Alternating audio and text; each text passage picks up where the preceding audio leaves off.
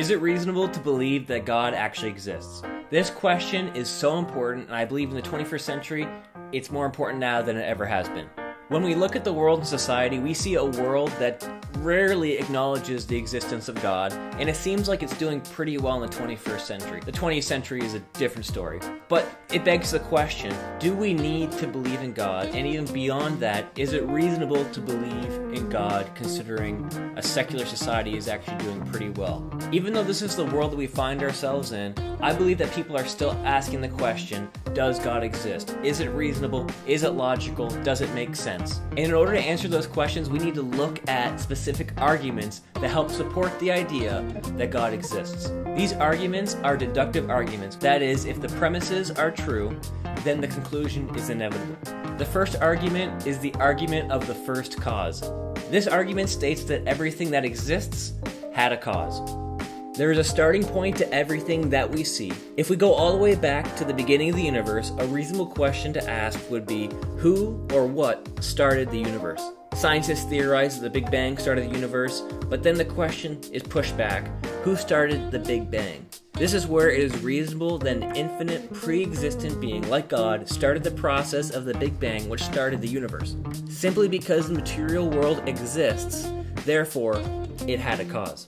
The second argument is the ontological argument. This argument states that if God's existence is even possible, then it follows that God actually exists. This argument is really tricky to refute because it puts the person who's trying to refute the argument in a position where they have to prove that it's impossible for God to exist. The argument goes something like this.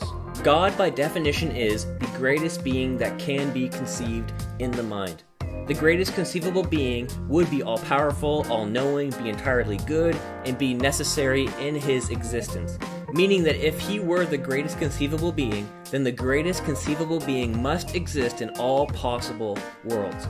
If he exists in all possible worlds, then he must actually exist in the actual world, which means that God exists.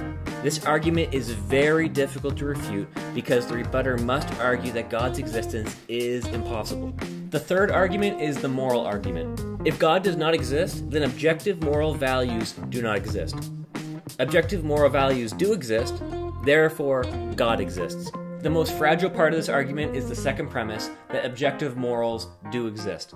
It's generally believed because of our postmodern society that we live in that moral values are socially constructed. That what's good for one society might not necessarily be morally good for another society, and what's morally bad for one might not be morally bad for another.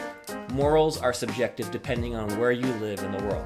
To refute this attack on the second premise, one only needs to display and show that legitimate objective evil actually exists in the world. And we need to look really no further than the 20th century with the Holocaust and the Nazis. It's impossible to find anyone today who believes that what the Nazis were doing in the Holocaust through killing the Jews was not objectively immoral. To put it back in the argument, if objective morals do exist, then God must exist, because where did objective morals come from? And likewise, we can't say that something is objectively immoral or objectively moral if we're basing it off of nothing that is transcendent like God. So those are the three arguments, and there's one thing that I've learned, that there are plenty of reasonable people who are incredibly smart who believe in God's existence, and there are plenty of reasonable and smart people who don't. Even though it's good to set up reasonable arguments for the existence of God, I don't believe that it's necessarily just reasonable arguments alone that bring somebody to faith in Jesus.